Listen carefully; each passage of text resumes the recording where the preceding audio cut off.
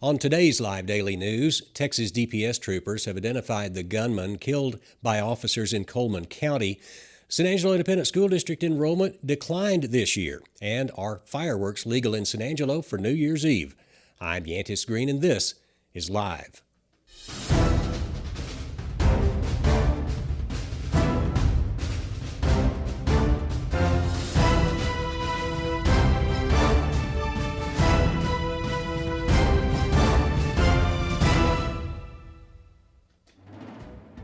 We'll get to the news in just a minute, but first, business in 2024 requires a reliable, fast internet connection. And when San Angelo Live launched this live stream video content initiative, we found Contrera Networks. We are connected to the internet via Contrera's 1 gig up and 1 gig down fiber internet. Contrera Networks provides access to a business-oriented network. We require Sirius Internet to broadcast live to 5 major platforms like YouTube and Facebook. If you're in business, you're serious like us.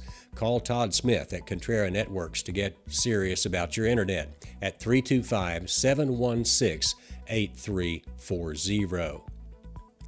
And breaking news from the Texas Department of Public Safety, the identity of the deceased suspect in that officer-involved shooting Christmas Day along U.S. Highway 84 in Coleman County has been identified as 43-year-old Jose Martinez Hernandez Jr. of Midland. As we first reported, a vehicle chase through Coleman County ended a few miles north of that city. Responding officers had to fire at the suspect, who was believed to be a threat. Read more on that story at sanangelolive.com. And the San Angelo Police Department is attempting to identify a man. He is pictured in surveillance images.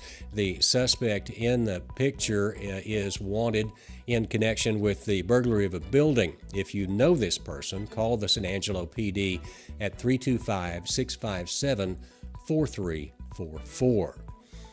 And San Angelo Independent School District officials earlier this month reported a decline in enrollment, over 300 students for the month of November. According to that report, enrollment in the San Angelo ISD was 13,180. That's down 326 students from a year ago. The report showed a slight increase in the first 6 weeks of the school year. For more in-depth information, read that story only on San Angelo Live before other local news outlets copy our news once again. And fireworks displays are a traditional part of New Year's Eve celebrations, but they remain illegal inside the San Angelo city limits. Fireworks are also banned by law in San Angelo State Park, Twin Buttes Reservoir, and all public parks in Tom Green County. It is legal, though, to sell, purchase, and possess fireworks outside the city limits. You just can't ignite them anywhere except on private property outside the city. Again, read more on that story at sanangelolive.com. Turning to weather, it's going to be clear and cool for the last few days of 2023. Look for overnight temperatures to drop well below freezing to between 26 and 30 degrees.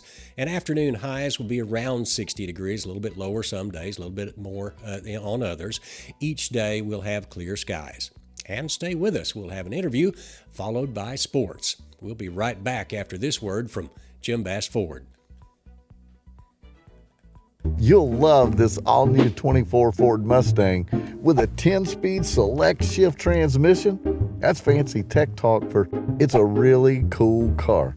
Right now, you can get a brand new 2024 Ford Mustang for just $33,999. That's a great price for a sports car. If you have been injured, call J. Chandler Law. You want an honest partner who will tell it to you straight. A proven advocate right here in town. Together, let's hold them accountable. Hey guys, it's Matt Cotrier with San Angelo Live. Today we have a really special guest in studio, a friend of mine. Her name is Ashley Stahl, and she runs a horse rescue called All About Horses. So this should be really cool, guys. We're really excited to do this interview with Ashley. So first we're just going to talk about, tell us what it is you do. Tell us about the rescue and what it's called and all of that. So I run All About Horses Rescue and Sanctuary. We're both a rescue and a sanctuary. So basically, it's horse retirement. So what we keep is the horses that nobody else wants. They may not ride. They may have medical issues, stuff like that. Those are the horses that we keep long term at our rescue because they're harder to place. And then we focus on adopting the more capable, younger horses that can be trained to ride and stuff like that. Yeah, very cool. Nice. So, how long have you been doing this now? How long is it? And also, when did you get into this, and how did you get into it? Well, animals have been my thing for a long time. The rescue itself, I've been doing probably going on about 6 years now. Wow. We actually just established our nonprofit status this year. Nice. Woo. Yes, it's a big deal. Yeah, super excited about that. But I've really been doing it just privately over the years. And then my passion kind of turned into other people's passion. And then it kind of expanded into what it is now. And just it continues to grow with support of other people. But yeah, it's definitely grown over the years for sure. Yeah, man, that's incredible. So, at an early age, like when you were a kid, growing up, were you always into animals like that? Did you love yeah. saving and rescuing Yeah. and helping animals? Yes. Yeah? Yes. My mom, she's the type of person, we see a dog on the side of the road, my mom's there picking it up, trying Yeah. to find the owner. So I always say the apple did not fall far from the tree. So Exactly. I tell people it started out with little bitty plastic horses, and now it grew into the real thing. So Yeah, nice. Man, that's cool. Not a lot of people get to do that, turn their passion into their actual work or their living. So that's pretty cool. So with the rescue, what kind of animals? Is it just horses, or what else do you guys rescue and have at your rescue? It's really equines. We have donkeys, we have mules, we have a cow too. Nice. So Yeah. specifically, we do focus on horses, but we're not partial to one certain type or the other. But equines in general, that's what we focus on. Yeah. So Okay.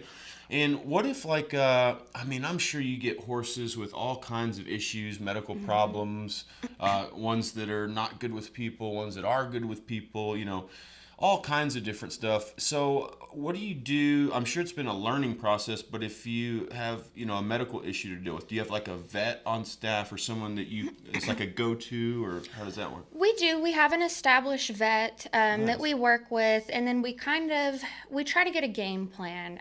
Whether that's a couple months of them living their best life, and then we look at potentially humanely euthanizing if that's in their best interest, or sometimes they just get to live the rest of their life happy as can be doing their Yeah. thing at the rescue. So it really Nice. just depends. No two horses are the same. That's what I always tell people. Just depends from one horse to the next. Okay, yeah. So So it sounds like to me, like you said, every horse is different, and the goal it probably is different depending on their situation. Yep. But what is the ultimate goal, in a sense, to, if you rescue a horse, to rehab that horse, help them along the way, and then maybe adopt them out in a lot of cases? it is. The ultimate goal is to rescue, rehab, and adopt. Okay, nice. Not all our horses fall into that category. That's why we're both the rescue and the sanctuary. Okay. So some horses we've had for a year before we even that have been adopted, and some horses they just stay for life. Okay, yeah. So we go into, when we rescue these animals, we go into it thinking, if this horse does not get adopted, it can stay here. So that's where we're a little bit different than other rescues. We don't push a lot of adoptions. It's just Okay. looking for that perfect family, for that perfect fit with their, with the horse. Yeah. So Okay. Very cool. So, like, working with these animals, some people are terrified of horses, while others are very Yes. comfortable with them. So, I can imagine, I'm sure some of them, have to be shooed, and you have to be very up close and personal with them. and some of them I'm assuming might have been neglected or abused. And are there any that you're around that kind of make you skittish and kind of make you kind of nervous? Has anything ever happened like that to where you were afraid to be around the animal? Or I've never been afraid of a horse. I've been kicked enough to where I learn. I've been kicked several times, so definitely learn to keep my distance. Yeah. But I know a lot of these horses. I've been around them for so long, or as I get to know them, I know like my boundaries and how close I can get. I can recognize some of the horses' voices before I even see them coming in the pasture. So. I get to know them just like people, and then I get a good feel for how they are, their personalities and stuff. That makes sense. So before you became a nonprofit, it's my understanding that you relied almost primarily on donations. Isn't that true? That is. Talk about that a little bit. Yeah. As I was starting out, I've definitely put tons of my money into it, but as we've grown and shown people what we do with our rescues, and a lot of these horses, this isn't just a quick 30-day turnaround or anything like that. We're talking about for the next 6 months, year, even several years. So I did it privately, put my money into it, and then as other people started to follow along with what we do, they started donating and contributing towards feed, farrier care, vetting.